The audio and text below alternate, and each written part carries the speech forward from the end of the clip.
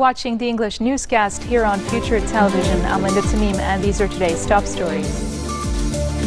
The Lebanese presidency dominates discussions between ministers at today's cabinet meeting as future movement leader Saad Hariri will make an announcement that could lead to the election of a new head of state. The Iraqi army and Kurdish Peshmerga forces begin a new two-pronged offensive against ISIL in Mosul. And the UN says Russia has pledged to extend the humanitarian pause in Syria's Aleppo through Saturday. The Lebanese presidency has dominated discussions between ministers who met for a regular cabinet meeting hours before a much-awaited announcement by future movement leader Saad Hariri that could lead to the election of a new head of state. Education Minister Ilyas Bousaab, who belongs to the Free Patriotic Movement, expressed certainty that Hariri will back his party's founder, MP Michel Aoun, during a televised speech at 5 p.m. from his Beirut downtown residence. Hariri had officially backed Marada movement leader MP Sleiman Frangieh earlier this year. However, the former prime minister launched recent talks in a bid to end the political crisis, indicating that he was open to endorsing Aoun for the top Christian post. General Security has announced the arrest of 8 terror suspects who were allegedly preparing a series of suicide attacks across Lebanon. In a statement, General Security said it had busted a cell made up of 8 Syrian nationals who allegedly belonged to a terror organization and were in contact with extremist groups. The suspects confessed to being ordered to rent an apartment to receive and accommodate a group of suicide attackers and prepare explosive devices and belts. They were allegedly planning to carry out attacks against cafes and restaurants in touristic areas, as well as UN interim force in Lebanon patrols along the border with Israel. The statement said authorities had referred the 8 men to the judiciary, and security forces are continuing efforts to apprehend other militants linked to these attacks. The Lebanese Union of Public Drivers has warned they will take escalatory measures if the government does not take back control of automotive inspection centers.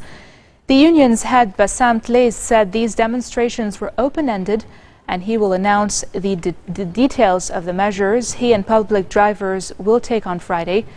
Earlier this week, the union threatened to expand its protests and block all roads in Lebanon. Taxi and truck drivers have shut down automotive inspection centers across the country in a protest of a possible rise in inspection costs and the private management of the centers. Claes said inspection centers will remain closed to the public until their management returns to the state.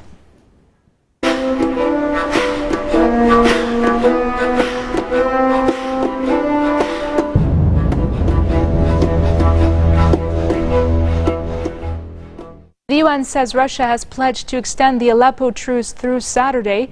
Russia announced it will broadcast live images of the evacuation of civilians and wounded people from besieged eastern Aleppo during a humanitarian pause it had scheduled for today. The planned pause would give UN and Red Crescent representatives enough time to evacuate sick and wounded people and civilians from the rebel-held enclave. The Syrian Observatory for Human Rights said few civilians made use of humanitarian corridors from eastern Aleppo previously announced by Russia. The UN said security fears the fear of arrest and the presence of Syrian troops at the corridors designated by Russia have prevented civilians from using them to leave the enclave.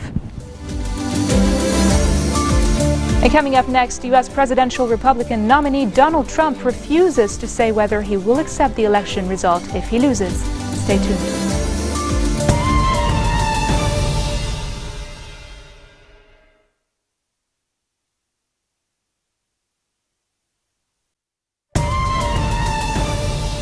Welcome back. You're watching the English newscast here on Future Television.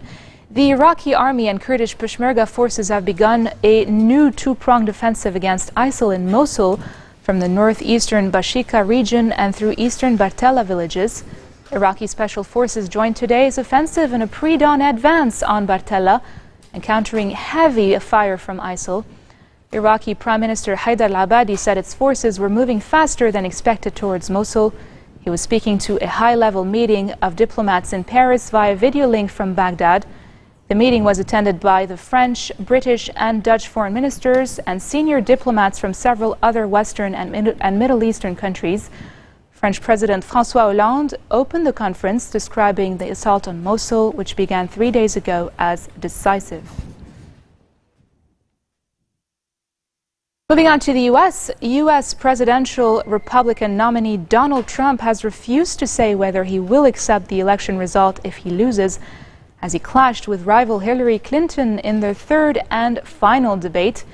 Declining to be drawn on what he could do, he said, quote, "I will look at it at the time." Trump has leaned on an increasingly brazen strategy in the campaign's closing weeks, including peddling charges that the election will be rigged, despite no evidence of widespread voter fraud in previous U.S. presidential contests. You will absolutely, sir, that you will absolutely accept the result of this election. I will look at it at the time. I'm not looking at anything now. I'll look at it at the time. What I've seen is so bad. First of all, the media is so dishonest and so corrupt, and the pile-on is so amazing. The New York Times actually wrote an article about it that they don't even care. It's so dishonest, and they've poisoned the minds of the voters. But unfortunately for them, I think the voters are seeing through it. She shouldn't be allowed to run. She's guilty of a very, very serious crime. She should not be allowed to run. And just in that respect, I say it's rigged, because she should never have been allowed to run for the presidency based on what she did with emails and so many other things. But that the loser concedes to the winner and that the country comes together in part for the good of the country. Are you saying you're not prepared now to commit to that principle? What I'm saying is that I will tell you at the time. I'll keep you in suspense. Well, okay? Chris, let me respond to that, because that's horrifying. You know, every time Donald thinks things are not going in his direction, he claims whatever it is rigged against him. The FBI conducted a year-long investigation into my emails. They concluded there was no case. He said the FBI was rigged. He lost the Iowa caucus. He lost the Wisconsin primary. He said the Republican primary was rigged against him. Then Trump University gets sued for fraud and racketeering. He claims the court system and the federal judge is rigged against him. There was even a time when he didn't get an Emmy for his TV program 3 years in a row, and he started tweeting that the Emmys were rigged against him. Should have gotten it. This is a mindset. This is how Donald thinks. And it's funny, but it's also really troubling.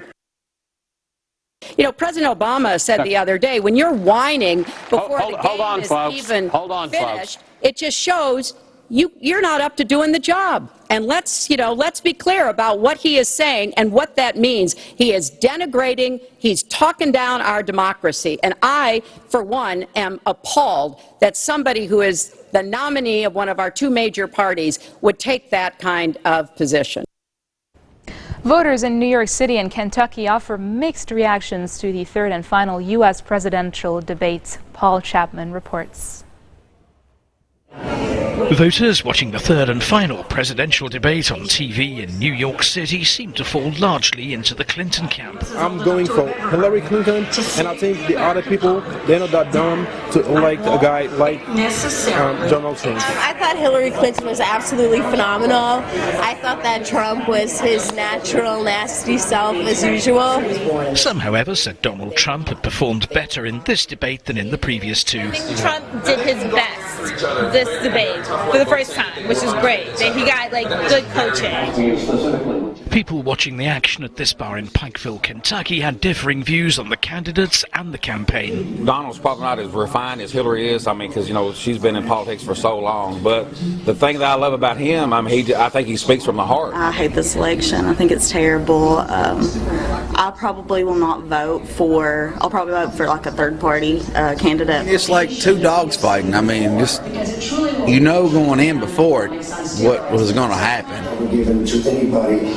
What America's voters really think of the rival candidates will show at the polls on November the 8th. A documentary trailing the world's fastest man, Jamaican sprinter Usain Bolt, will hit cinema screens across the world this coming November. A trailer for the movie titled I Am Bolt has been released in anticipation of the upcoming film. Bolt has become one of the most popular sporting figures in the world after bursting onto the scene at the 2008 Olympics in Beijing, shattering world records in the process.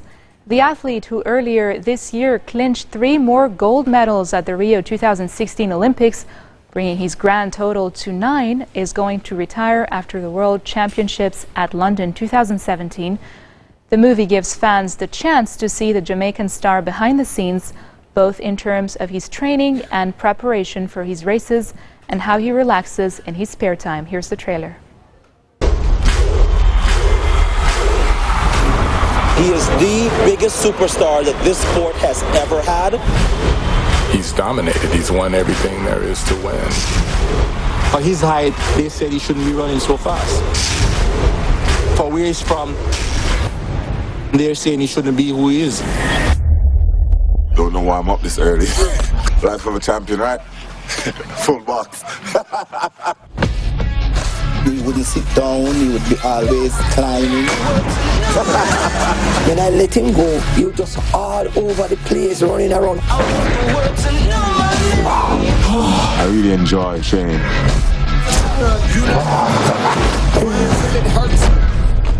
Let me take that back. I'm the type of person, I get nervous before my first race. When he gets to the championship, he's just a different animal. He gets this dormant quietness about him. I think he's going through everything in his head. Every year, I worry, am I still fast?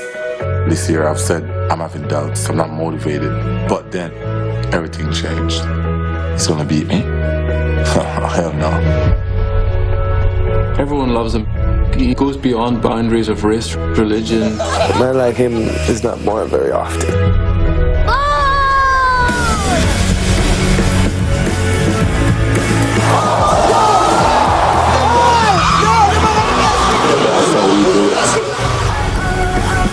Hey, move.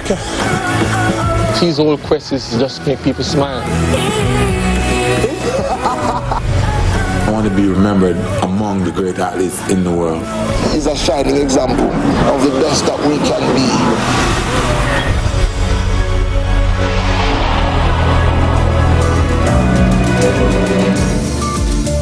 This marks the end of our bulletin for today. Now for a reminder of our headlines.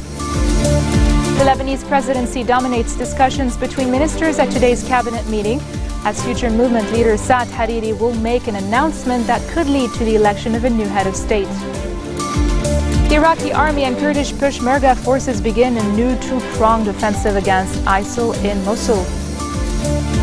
And the UN says Russia has pledged to extend the humanitarian pause in Syria's Aleppo through Saturday. Those are your headlines in English for today. I'm Linda Tamimna. Thank you all for watching.